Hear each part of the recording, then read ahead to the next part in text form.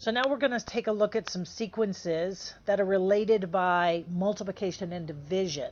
In fact, they're related by a common ratio, denoted by the letter R. So for example, the sequence 8, 4, 2, 1, you've probably already guessed at the ratio that relates them. 8 times 1/2, so 8 divided by 2. 4 times 1/2 would be 2. 2 times 1/2. And then 1 times 1/2. So if I needed to find the next three elements, I would take 1/2 times 1/2 is 1/4. 1/4 times 1/2, 1/8, and then 1/16, and so on. As to be expected, though, finding the common ratio is not often as easy as it was in my first example, but it's pretty simple. There's a simple formula. The common ratio, if I look at the example ahead of me, I can see easily that if I were to divide 4 by 8 and reduce, I get 1/2. So that gives me my common ratio.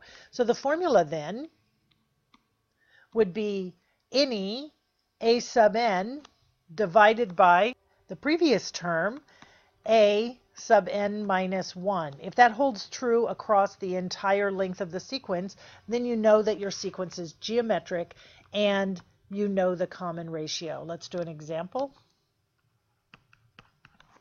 Find the common ratio for -6, 9, -13.5, and find the next three terms. So using our formula, I'm going to take 9 and divide by -6. Reduce, that's 3/2, and the number is negative. Confirm it with the second, 13.5 divided by 9. Well, that's -135 divided by 90. Reduce each by 5, I get -27 divided by 18. These both reduce by 9, leaving -3/2. And so I found my common ratio is -3/2 or -1.5. So finding my next three terms is just a matter of multiplying each term in turn by -1.5. So -13.5 times -1.5 is positive 20.25.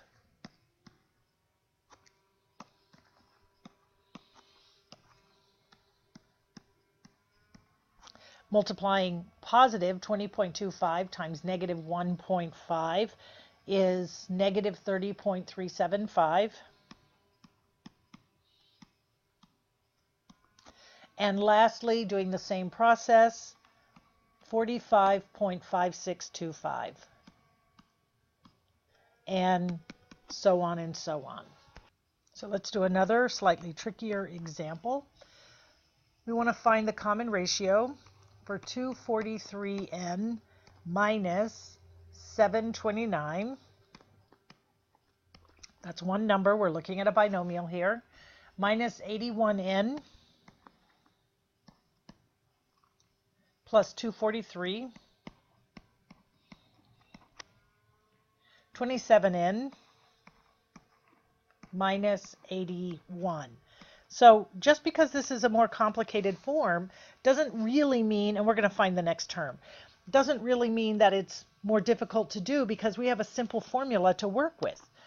So I'm going to take n sub 2, and I'm going to divide it by n sub 1. -81n plus 243 divided by 243n minus 729. So as complicated as this looks, it's really just a matter of factor and reduce. I'm going to factor out an 81 or -81 from my numerator. So I get n minus 9. Whoops, got my factors confused there for a minute, n minus 3. And then in the denominator, I'm going to factor out a 243, which is n minus 3. So reduce my 81, or my n minus 3's cancel, and then 81 divided by 243 is 1/3, and it's a negative. So I think that my common ratio equals negative 1/3, but I need to confirm that with my next two terms. Start with 27n minus 81, and I'm going to divide that by negative 81n plus 243. Let's pull out GCFs. 27 times n minus 3 over negative 81 times n minus 3. N minus 3's cancel, and the whole thing reduces to negative 1/3 again. So now that I know the common ratio and I've confirmed it, I can find the next term by simply multiplying the previous term, 27n minus 81, times the common ratio, negative 1/3. So I have 27 times negative 1/3 is negative 9n, plus 81 divided by 3 is 27. And I could even go to the next term. Negative 9 divided by negative 3 is positive 3n, and positive 27 divided by negative 3 is minus 9. And I could do that on and on and on. So these examples lead us to an understanding of the recursive formula.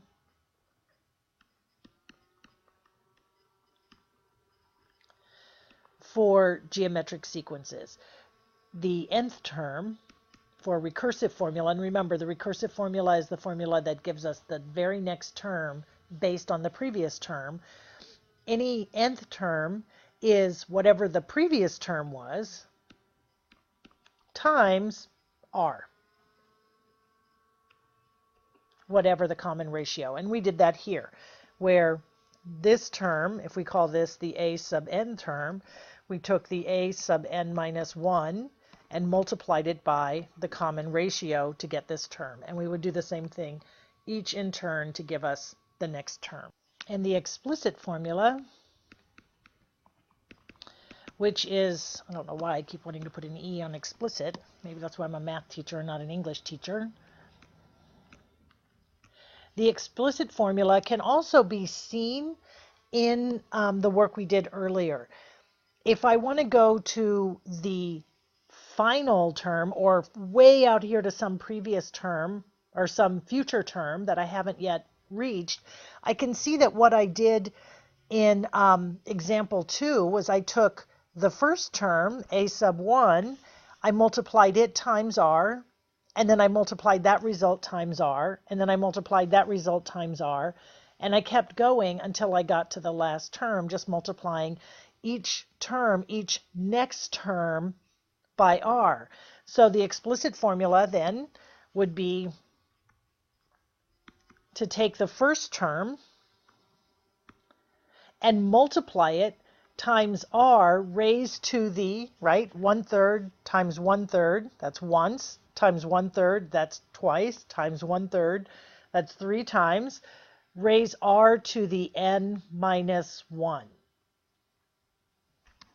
So let's write explicit and recursive formulas for the sequence. It's a geometric sequence, -1 to -4.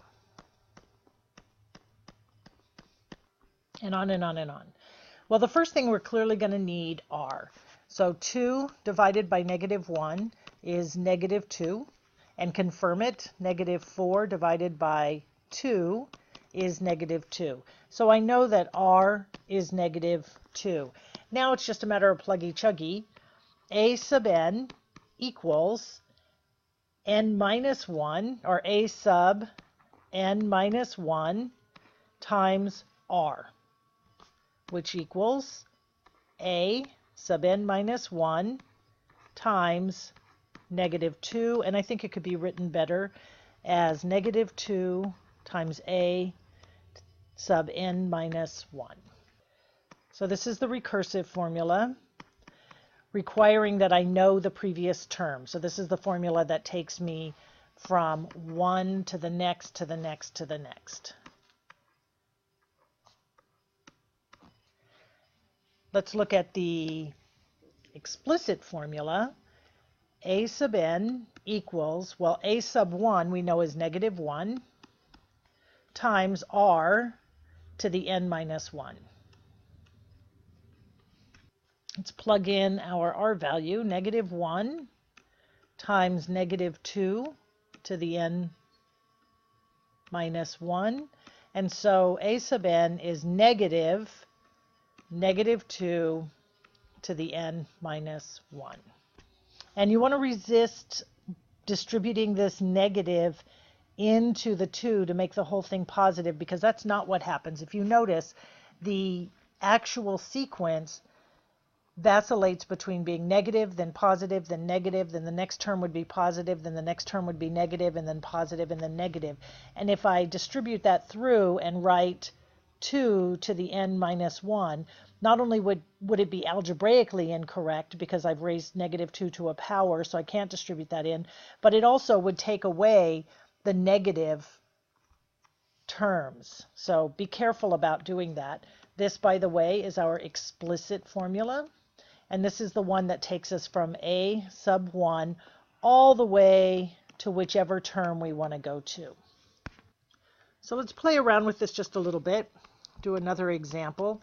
This time I have a geometric sequence, negative 122, 115.9, negative 110.105,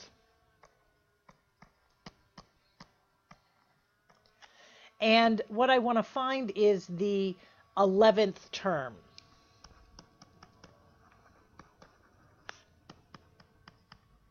Not the 8th term, the 11th term. First thing I'm going to need to find is the common ratio.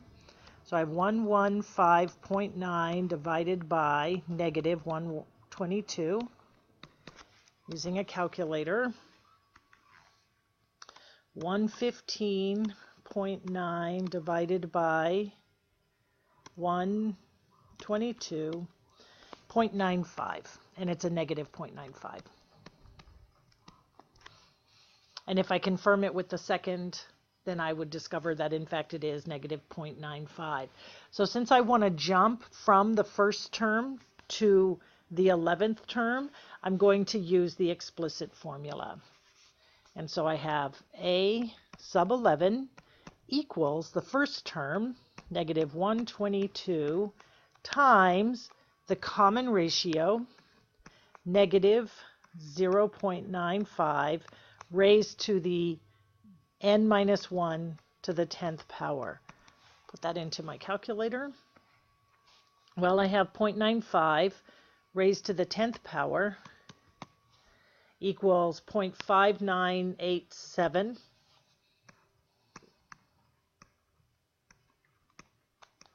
It's an even power, so my negative is going to disappear. And I want to multiply that by negative 122. Darn it, I disappeared that. 0.5987 times 122. 73.0414. Let's just say round up to, let's just keep it 73.04. So this is approximately 73.04 for the 11th term. And then our last example, just like with arithmetic sequences, we can find geometric means. Which means if we have a sequence that runs between 264 and 1.03125, we want to find 3 geometric means, only because that's what we were either told to do or for some reason we think that that's a good number of geometric means. Remember, the means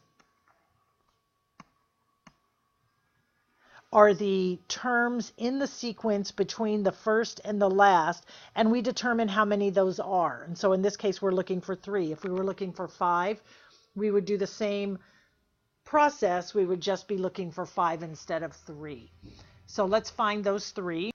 We'll start by determining what we have. So we're going to call this a sub 1. That's the first term in our sequence.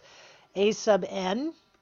Only what is n? 1, 2, 3, 4, 5. So that's a sub 5 if we put in a 3 means in the center. And now we need to find a common ratio. Luckily, we have a simple formula to do that. A sub n equals a sub 1 times r to the n minus 1. And we have an n value. We're looking for the common ratio, and we're going to use a sub 5. We have an n value, we have an a sub 1 value, and we have an n minus 1 if we have an n. So really what I'm doing is solving for r. Let's plug our values in. A sub 5 equals 1.03125, which is equal to, in turn, 264 times r to the n minus 1, r to the 4th. So r to the 4th equals 1.03125 divided by 264, 0.0039. And so now if I take the 4th root,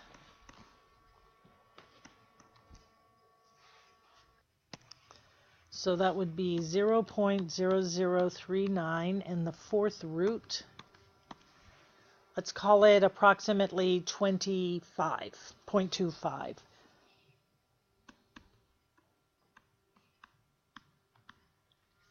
So each element in turn is 264 times 0.25 is 66. 66 times 0.25 is 16.5. 16.5 times 0.25 is 4.125. And then our last term was already given. Now, at this point, you may or may not have noticed that I made a sort of a mistake. We actually have to allow, this is a 4th root, so we have to allow for the plus or minus version of the 4th root.